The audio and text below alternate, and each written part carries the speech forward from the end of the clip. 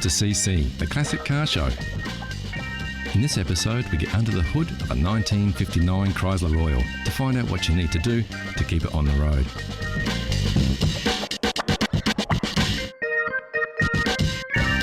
We take a much-loved English open-top roadster for a spin, find a classic of tomorrow for budding budget car buyers, and hop on the Pony Express for a top-down cruise, ×2.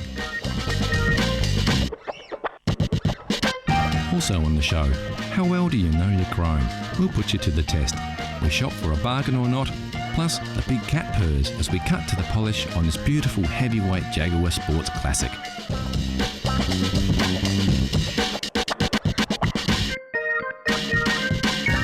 So sit back and strap in for another exciting ride on the rambling road that is CC, Classic Cars.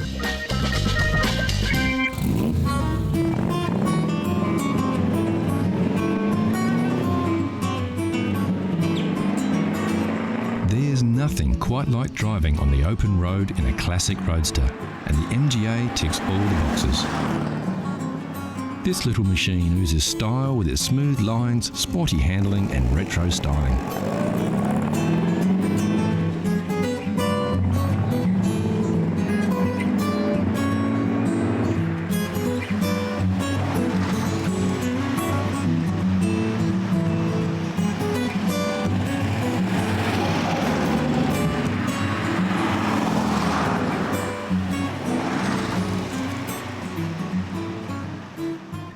Over 103,000 MGAs were produced by the British Motor Corporation between 1959 and 1962. All but just over 5,000 stayed in England, with the other cars shipped across the globe. So many of these vehicles were sold abroad that to this day the MGA is still the most exported UK-built car. The MGA is considered by many to be the pinnacle of styling from BMC, with its classic shape and combination of class and speed oozing from its inspired design.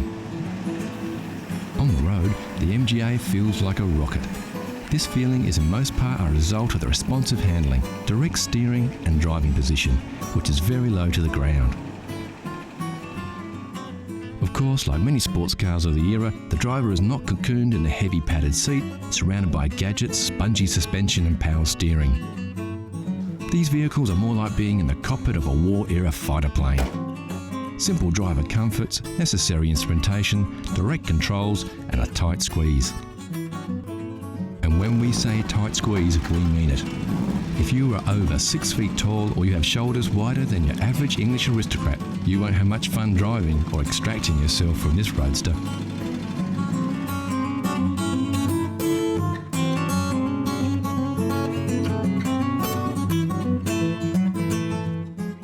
Like many sports cars of the era, a long graceful front end gives the impression there is a whole lot of motor under the hood. The driving position is set back, literally behind the motor, with the trunk or boot rolling back down to the rear. Sometimes looks can be deceiving though, and many enthusiasts consider the MGA to be severely underpowered, taking the sport out of the sports car. The engine in the original model was a 1500cc pushrod power plant, which produced about 68 horsepower. The same engine used in the Austins, Morrises and Wolseleys of the era. This actual car is one of the few 1600cc models manufactured, which boasts 93 horsepower, much more respectable for a roadster. Apart from the very rare twin cam power plant, there were only ever just over 2,000 built. This is as grunty as an MGA gets.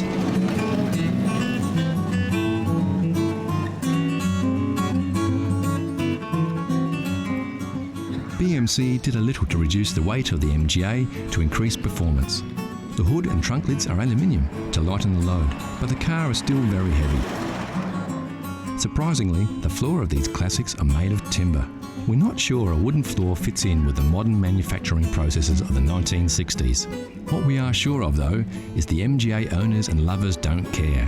You don't buy an MGA to go fast, you buy an MGA to go and look good while you're doing it. When the MGA was designed, looking good was the #1 concern. And if you're thinking to yourself, where are the door handles? Well, this just makes our point. You see, the MGA has beautiful lines, gentle organic curves, sweeping style. Way too cool for door handles. In their wisdom, MG left them off, instead opting for a unique cable system inside the door frame, keeping the body clean and pristine. Of course, there is one thing that is synonymous with a classic MG: wire wheels. What started out as a construction method turned into a styling accessory. The MGA doesn't boast a lot of chrome, it's simple and understated. The curves do the talking, and the wheels ground the whole package as one of class, style and power.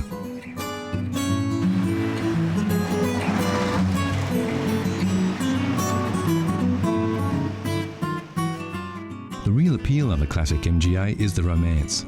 The romance of rolling through the countryside, wind in your hair, wire wheels rotating under you, turning heads with your very stylish and fun machine. It's the same for all classic car lovers. For devotees of the MGA, it doesn't get better than this, and we're inclined to agree. So you've just hit 40. You're feeling cashed up, your hairline is fast travelling to the northern hemisphere of your head. So you've decided to take the plunge and get yourself that little sporty classic car you've always dreamed of, and get some wind in your hair before it all disappears and you find yourself shopping for a glue-on toupee.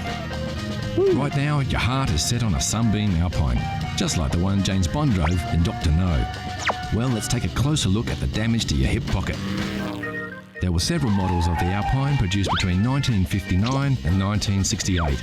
The body shape didn't differ much between models, only performance. We've been looking around, and as far as classic cars go, the Alpine could be considered an entry-level classic. Of course, the prices vary, but generally at any one time there are a few on the market to choose from. This 1963 restored Series 2 unit in the UK was on the market for the princely sum of $9,000 US, or £5,500. It's restored and looks pretty good. It does lack a little grunt, being the early model. For about $7,000 or around £4,000, you can slide into this restored 65 Series 3 Alpine. We found this 1967 Series 5 model for an ambitious $15,000 or around £9,000. The engine was replaced with a 2300cc Mitsubishi power plant. Pricey, not stock, but it may have enough juice to get you and your new hairpiece to where you want to go. There are usually stacks of Alpines on the market, so if the Sunbeam Alpine is your classic passion, get hunting. They won't be hard to find. Here's a challenge for all you classic car fans. Know Your Chrome gives you a peek at some close-ups of classic chrome. Look at the shapes. Do you recognise the lines? Can you tell which car sports this shiny styling? It's too early for clues, but we can tell you it's a car. It's a classic and it's very, very cool. Look closely and we'll give you more hints later in the show. Next on CC, the Classic Car Show, we meet a big black cat, some tips for classic car owners, and we take a pony ride.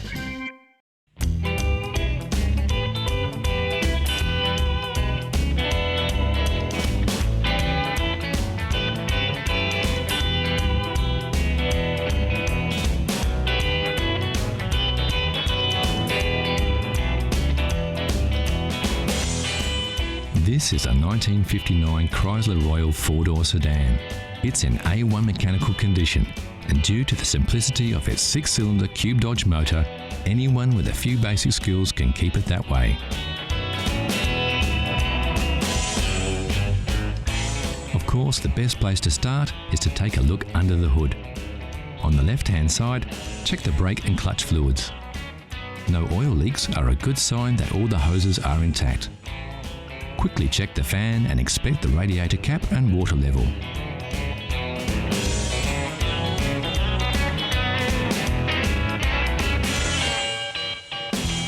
Now take a look from the other side.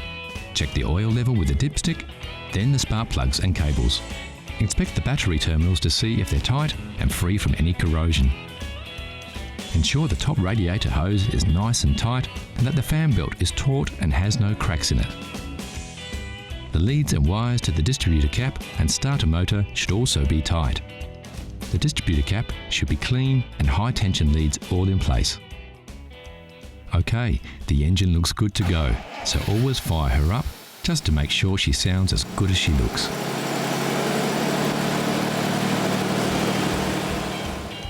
Don't forget to check the tyre pressures and make sure they're inflated correctly to the manufacturer's specifications.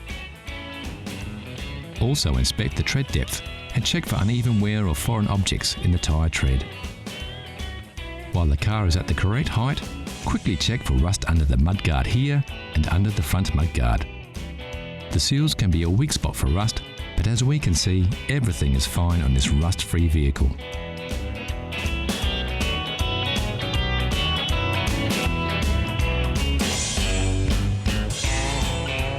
So that's about it.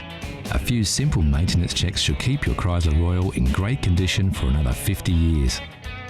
And the best thing of all is that you can roll up your sleeves and do it all yourself.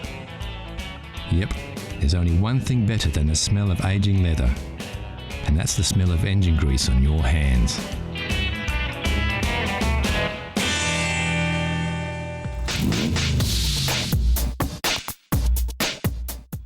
Out of all the cars rolling off factory floors, only a select few will avoid the scrap heap and attain that most coveted of reputations, securing its future as a classic. This is a Mazda MX-5. It has all the features that we think will give it a fighting chance to one day be a collector's car.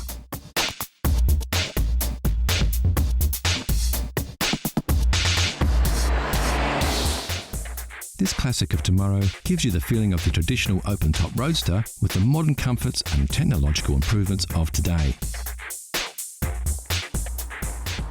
Sure, to really get the most out of this vehicle, you're going to have to look after it well. Keep it garaged as often as possible and hold on to it for 30 or 40 years. If that's not too hard for you to do, you can have a sports car of today and a classic of tomorrow.